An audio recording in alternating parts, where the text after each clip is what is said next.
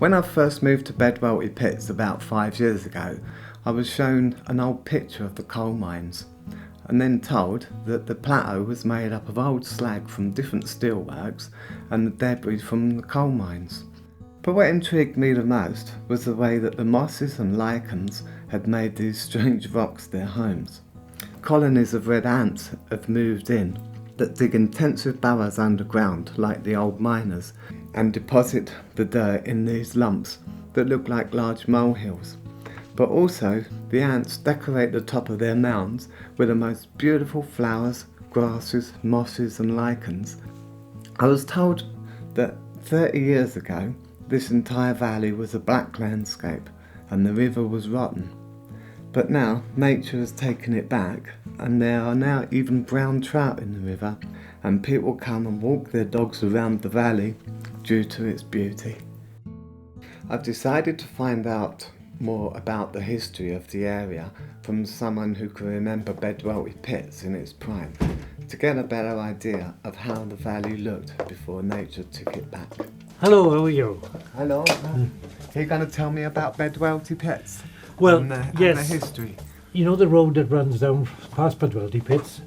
It's running along the top there, over that bridge. That bridge is still there? That bridge is still there, and this is the old tramway that took the waste from the coal pit up the mountain and tipped it out up there. I always thought it was taking the stones from up there down to here. From the quarry, you mean? Yeah. No, How did they get down from the quarry then? the quarry came across up to Cavangola. This was a tramway leading up, and then they turned it into an aerial flight, so that there were huge containers which travel on wire ropes up over the road and up to the top there to be tipped again. Because this side was what we call the screens. The coal came up, it was tipped out of the trams or the little wagons, and then it went onto a screen where it was sorted, and any slag that was in it was taken out and so on, and the railway line ran through it, so the coal could go straight from the screens then into the trucks to be loaded in those trucks over there, which took it on down and joined the main line. But apparently up there now you've got peregrine falcons nesting. Really? Yeah, so it's quite a protected bit. But I think you're right in what you said, that it was the stone from there that actually built the houses. the houses here. Yeah. Yes. Because the stone, you know, when you look at the stone, you think, well, that looks like my house. Yeah. Yeah, so it's all changing and it's all going to change more, isn't it? When I first moved here, I saw the remains of the industrial past in the landscape. Having learnt more, I don't think I would have lived here during the Black Days, but it is good to know about what was here then.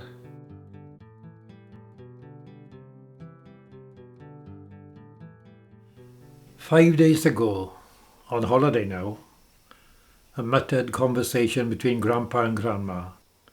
Grandpa had been sharpening his hatchet, and Grandma had been saying something to him quietly but urgently.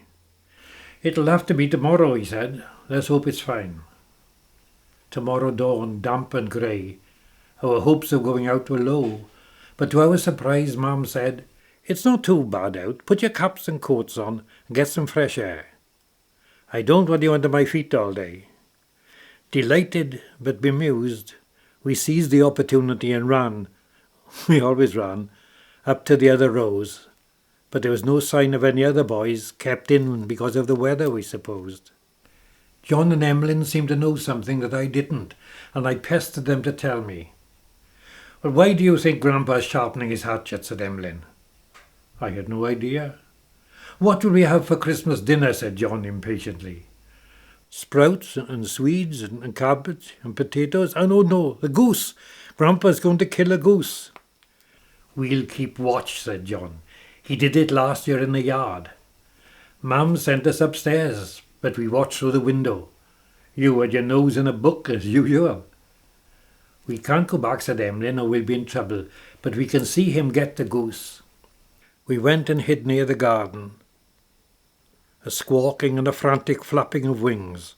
Grandpa emerged from the shed where the geese were housed for the night, with a goose under one arm, and a hand gripping its twisting, writhing neck. I knew that goose. I had helped drive them home from the green after school. She was the biggest of the three, and always threatened us, hissing, head down and neck outstretched. I didn't like her much, and I don't think she liked me. But I thought of Grandpa sharpening his hatchet, and I began to cry. "Oh, shut up, Grandpa, I'll hear you." But I sobbed, and the tears rolled down my cheeks. "Don't be such a baby. You won't be crying when we eat her on Christmas Day."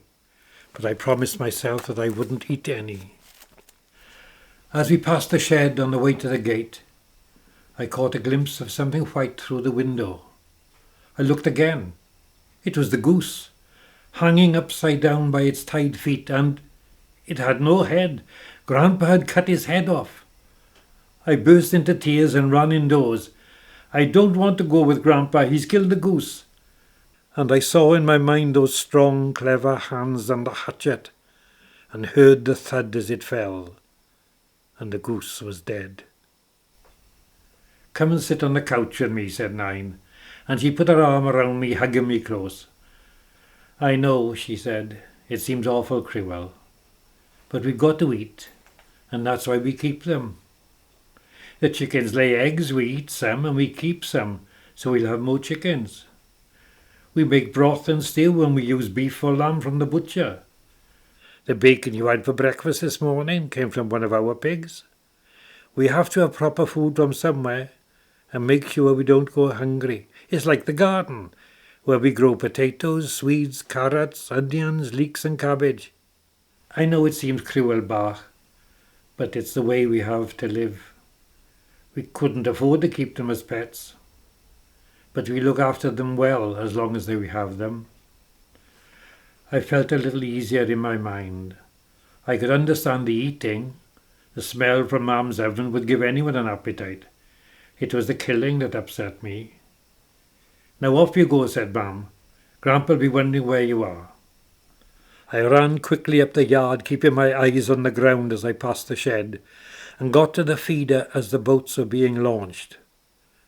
For some time my heart wasn't in it, but gradually the excitement of John and Emlyn and Grandpa infected me, and the memory of the goose faded. The wind was steady but not too strong, and we raced our boats across the feeder, then ran round to retrieve them and came back to launch them again. The gathering dusk of the winter afternoon put an end to the races, and full of chatter and boasting about our particular boat, we made our way home. "Put the boats in the shed," said Grandpa, and as I stepped inside with mine, I saw the goose again, headless, lifeless, ghostly in the gloom of the shed. And that night I fled desperately through my twisting, sweating dreams, chased by a hissing, headless goose.